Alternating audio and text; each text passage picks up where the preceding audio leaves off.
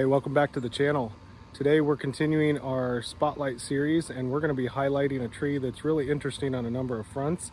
Very aesthetically beautiful, as you can see in the background here. It is called the mimosa tree or silk tree.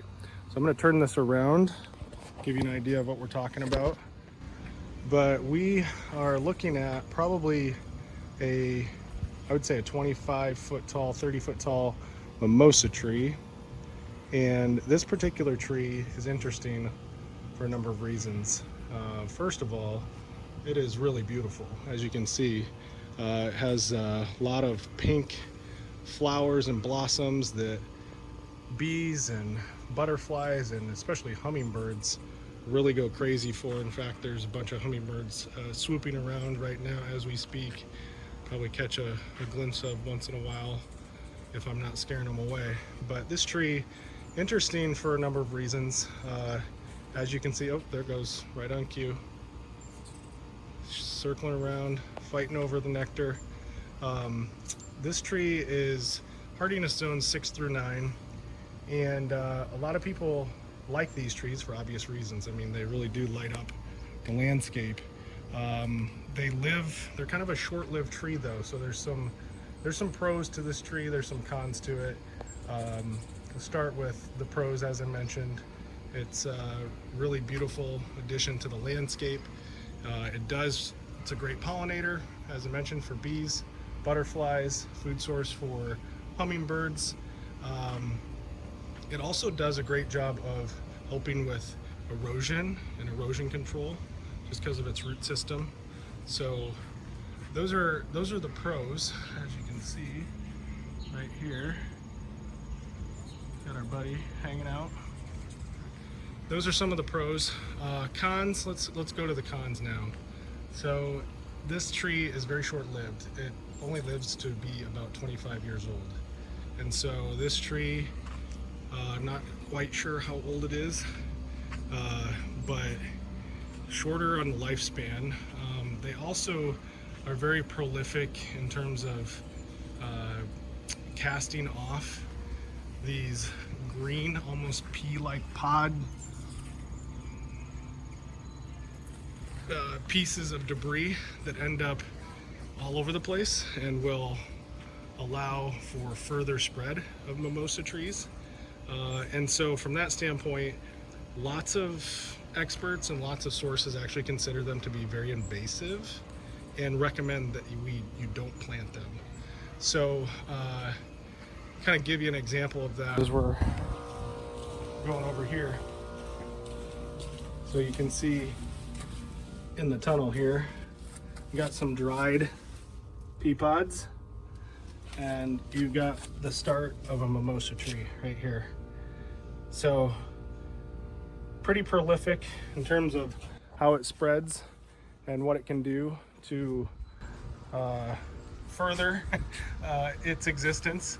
And the other thing too is it actually will outcompete native trees and shrubs, and so it's a lot like honeysuckle from that standpoint. So in fact, some research suggests that it produces a chemical that will kill other plants and species around it. And so you can kind of take a look here at the base on this particular piece of the tree, looking at it, but you know, that could be a fungus, that could be some of that chemical that it's producing. It also creates quite a canopy that spreads, so size-wise, you know, it gets to be 10 to 50 feet tall, and it has a canopy spread of about 20 to 50 feet as well. This one's pretty robust. So anyway, going back to the conversation around the chemical that can get into the ground and cause other species, trees and shrubs, it can actually, you know, essentially kill those. And so that's a really detrimental thing, obviously. And then when it does die, there's a specific type of fungus or bacteria that can kill this tree, and when it kills the tree, you have almost like a sucker system underneath. I mentioned the roots are really great at helping with erosion the other side of that, when that fungus gets into this tree and kills it, it actually creates a network that allows literally hundreds of mimosa trees to pop up in place of the one that was killed. And so again, very invasive on a number of fronts, which is really unfortunate because it's beautiful to look at. It's beautiful to watch the hummingbirds circle around and get nectar from this tree and all it does for the pollinators. But it's not native to the US. It originated in Asia, brought over in the 18th century. And so like a lot of plants and species that were introduced into the US with good intentions, something like this ends up spreading beyond human control and just kind of getting way out of hand. So, you know, my recommendation there is to do your own research, you know, talk to some experts, see what works for your particular situation, I guess, and make the judgment call on that. Just know that if you are going to plant one of these trees, again, there's a possibility of it being sort of invasive. It could also spread or cause issues if you are close proximity to a neighbor or something like that. So again, just do your research and talk to some people, talk to some local foresters and get their recommendation. Lots of reputable sources are saying don't plant it. They recommend, ironically, a tree that we highlighted, actually the first tree spotlight video we did, we highlighted the serviceberry tree. So in place, if you want something that's more of an ornamental tree that is native, non-invasive, basically all the things that I said this one does, you could look at serviceberry, or you could look at a redbud or something along those lines. So again, beautiful tree, awesome tree to look at, awesome tree to observe when nature's interacting with it. But I don't know.